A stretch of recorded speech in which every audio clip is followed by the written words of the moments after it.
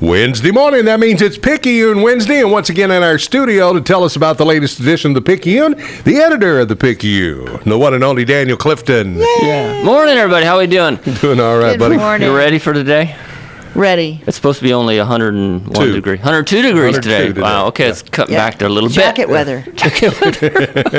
Well, we're glad you're here to tell us about the latest edition of the Picayune and some good stuff in there this week. For instance, our local First Baptist Church is moving into their new location. They had the last service in the 12th Street location this past weekend, and they're going to have the first service in the new sanctuary La Ventana on Sunday. It looks like a beautiful church too, but I bet you it's kind of bittersweet for the First Baptist Church family that have been at the old digs on 12th Street for a long time. Yeah, because they've been there since the 50s, I want to say. It was pretty, because they were downtown.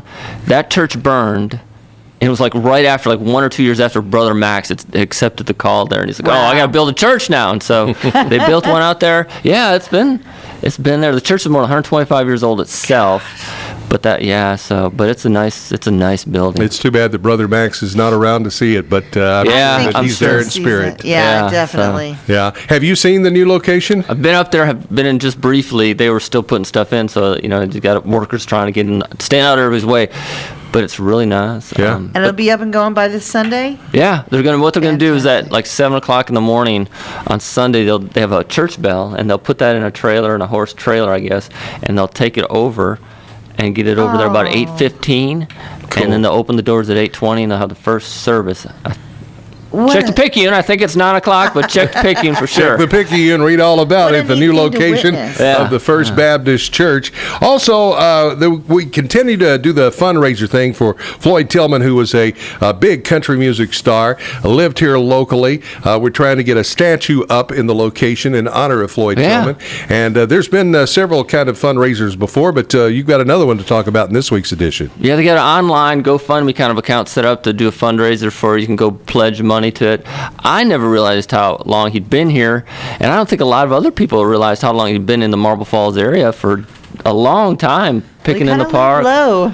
Yeah, and that was one of the things that even folks who knew him said that you never really knew who he was. I mean, you knew who he was, but you didn't realize his impact around the world and around the country. Yeah. And here's a guy just wandering around, piddling around his yard a lot of times. Yeah. There he was. Well, and some legendary performers have lived in the hill country. Jimmy Rogers, for instance, in Kerrville for a number of years. Floyd Tillman here. And if you believe as much as we do about putting the statue together for Floyd Tillman, you can read about it in this week's edition of the Picayune and find out how to do that. And, of course, we can't go this week without talking about the last Summer Concert Series this Saturday night in Burnet. We're wrapping up August 15th there at up in Burnet. Wade Bowen. We're going to close it out with Wade Bowen. The concerts have been really good. We're going to wrap it up with a big name, a big concert, and just get ready for next year, I guess, and build on it. Yep, it's Judson been amazing. Cole Band's going to be opening for Wade Bowen on Saturday night. It's at Haley Nelson Park, and we've got the complete story in this week's edition of the Picayune. Things I guess you got in there like what you can bring, what you can't bring, and costs and things like that. And the times of the shows and stuff. So read all about it in this week's edition of the Picayune. A lot of other stories in there you need to see. If you're not getting the Picayune on your doorstep, tell them how to go about doing that. Okay, well, you call 830-693-7152 and ask them to put them on the list, and we'll get you one. And remember, as always, the Picayune is free. Daniel Clifton, everybody.